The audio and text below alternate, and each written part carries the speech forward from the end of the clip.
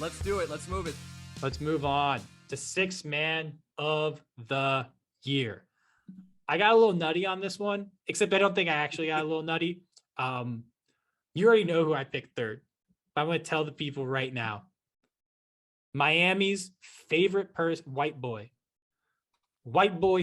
Tyler Hero, El Gringo. He's my third pick. And a lot of people have him as like, I think the runaway favorite. And I 100% understand based upon the way that people usually vote for sixth man of the year, which tends to be who would win the scoring title of eligible players for this award. I think he would. I'm very confident he would because he's at 20.8 points per game. He's got good 3-point shooting efficiency, not great 2-point shooting efficiency because, you know, it's one of the reasons why I don't think he can start or be a very good high-end starter is because his ability to get to the rim is pretty poor. But this is a good player. He's a good player that is at his best when he's going against backups. But the advanced metrics don't love this dude. And for me, that matters because if you're getting to rack up your metrics against backups for at least, 8 to 12 minutes a night, you got to have a bit better advanced metrics than this, because really to me, this is just a dude with a 29% usage rate and a league average efficiency overall, even though he's been very good from 3-point range. That's why I have him at third. Because sucks at defense. Sucks at defense. He does. I actually have him number one. I'm going to be honest. I'm not particularly a fan of Tyler Hero for basically the reasons that you outlined, like atrocious defender, a bit of a black hole offensively, and he can't get to the rim, and that makes it a problem to be a black hole offensively, But I think conceptually, the reason why the sixth man is usually a scorer is just that, like, it's very valuable to have a guy that can carry the offense for your second unit so that when your starters are resting, like, you can still get points on the board, And I think it's prudent to stash a guy like Hero on the second unit so that he can fulfill that role without his deficiencies like being as big a problem as they could be. So I think that's why the sixth man of the year tends to be a player of that mold, and he is mine. But I guess I should tell you my third before I tell you my first at the same time. Well, you already told us your first. But who's your third? Who's number 3 for you? My third, and man, in my heart, part of me wants to say this is actually my number one, but I can't do it. But my third is Gary Payton. Gary Payton the second? Well, I just like saying Gary Payton personally because it makes me feel young again, I love it. I actually, so I made my short list. He was on the list as well. I just couldn't get over the fact that, like, he played substantially fewer minutes. And like that was, to me, it was just the thing where it's like, is this guy's not even really their sixth man. Right. I know. Yeah. He's been great. And I love that pick. I I mean, I almost did that pick. I almost had Tyler Hero off here for Gary Payton the second. He's great in the advanced metrics too. He's fourth in defensive Raptor, man, at 4.4. Well, he's fucking nuts. He's Gary Payton's son. Like, he's Gary Payton's son. He's finally starting to show it. It's a cool narrative too. He's like 30 and he's finally a good NBA player, Have you seen his 2-point field goal efficiency? I'm guessing not good. Oh, no. Oh, it's probably really good. Yeah. Let me pull it up for you. I only said that because he's a limited offensive player, but yeah. Dude, it's 7-4-7. He's shooting 74.7% on twos. Granted, I think they're almost all dunks off of cuts, but like his field goal percentage is 61.2%, 36% from 3-point range. Like, in terms of like a per minute player, he might be the best per minute player coming off the bench. I mean, I think he actually is. It's just, there's a reason he doesn't play more minutes in my mind. It's because he fundamentally can't play more than like 18 minutes a night. And that's, you kind of want someone that's your sixth man to be like able to play like 30 minutes if you need them. And I just don't know if he's man. Yeah.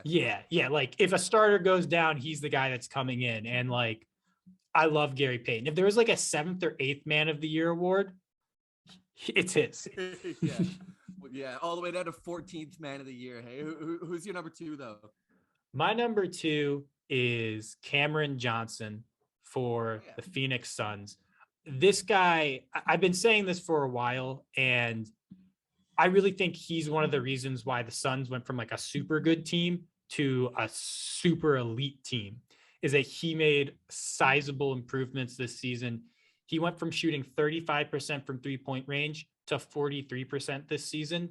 And that we have to take into account. The league was better at shooting threes last year than they are this year. So it's like, I guess you could say it's bigger than an 8-point jump relative to league average. It's like a 0.01 jump in 3-point shooting, which is, or a 0.1% jump in 3-point shooting, which is just like a fucking massive leap. He's at 12.6 points per game. He's a good defensive player, awesome floor spacer. He's, you know, he's gonna, I think he's a free agent either this season or next. He's gonna get a lot of money because he's a guy who's a 3-and-D stretch forward that can give you a little bit small forward. Like, I mean, fuck, you might even want to try him as a small ball center depending on the matchup. I think he's been great. He's my number 2 option here, and he's also I considered him for most improved player. Just awesome development, and one of the reasons why Phoenix is so good.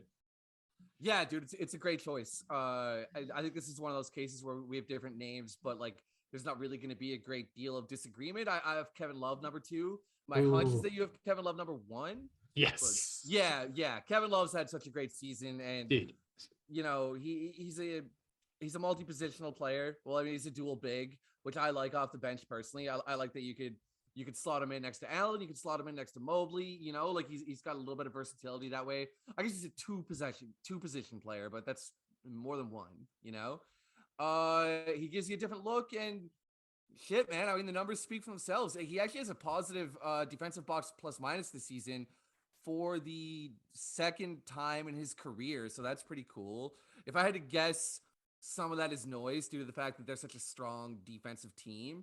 But, you know, he's at least not like tanking the defense. And that with a guy for such slow feet and short arms, that's an accomplishment.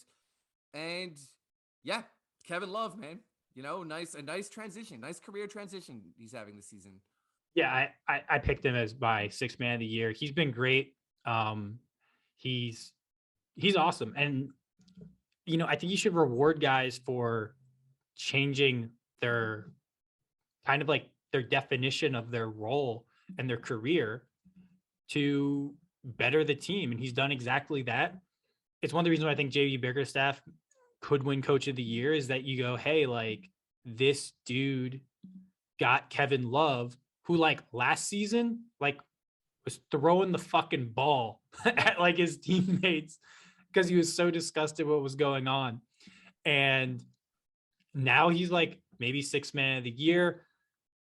You know, I think it's a great story. And I just think at the end of the day, like, look, Kevin Love is like an elite player that sacrificed a lot to be on a championship team with LeBron and Kyrie. And he kind of got the short end of the stick. I think it would be great if he won the award just so people would be like, oh yeah, Kevin Love still fucking exists. He's still a fucking good basketball player. And I mean, in the offseason, he showed up to the USA training camp and they had to ask him to leave because he just like physically couldn't fucking play basketball. The fact that he's even in this conversation is just beyond me. You know, they lost Ricky Rubio. They lost what's his name? God, space it. Sexton. They lost Sexton. Yeah. Like their second unit got thin and he held it together and has had a great season. To me, he's the number 1 option, and like the efficiency and the points per game and the rebounding and the passing is all there. It's just like, why not? He's better than Tyler Hero.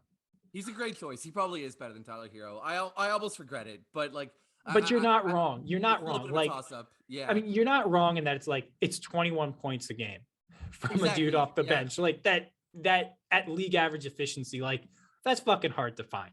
Yeah. So I think there's two good choices for this award. There's many good choices because. Oh well, you got Cam Johnson. I like that too. Yeah. So yeah, there's a few guys. Yeah, so I just made a list of players that I literally went through every single roster in the NBA and found guys that were eligible. I just want to read off a list of the guys that I picked up. So obviously, you know, Tyler Hero, Alex Caruso. You know, if he hadn't missed as much time, he might have this award. He's been fantastic defensively. K-Love. Montrezl Harrell, another monster 6-man season. He switched teams and he was on the Wizards and then the Hornets. So like people aren't going to pay attention to him as much as they should. But he's had another awesome six man. He's in the conversation every year. Cam Johnson already talked about. Brandon Clark been another very good bench piece, but I don't even know if he's really a six man, but he's been really good for Memphis. I found Gary Payton the second, but I also saw Otto Porter Jr. in there. So, you know, Golden State's done a Six man, yeah. Who's their sixth man. Jordan Clarkson by some metrics is great, some metrics isn't, but you know, he's in that. And another guy I think we should just mention, Luke Kennard's been really good off the bench for the Clippers, and people were like, what a bad contract. So congratulations to Luke Kennard. Also, I just want to say this, a lot of white dudes for the sixth man. I know. I was thinking Like, it. I wasn't necessarily going to say it, but like, what's going on? Yeah. I know when I was making this list, I was like, is this implicit bias? Yeah, like I feel uncomfortable, but like it just is what it is. It is what it is, because the white dudes aren't good enough to fucking start. It makes sense, but they're good enough to come off the bench. That satisfies my white liberal guilt. Yes.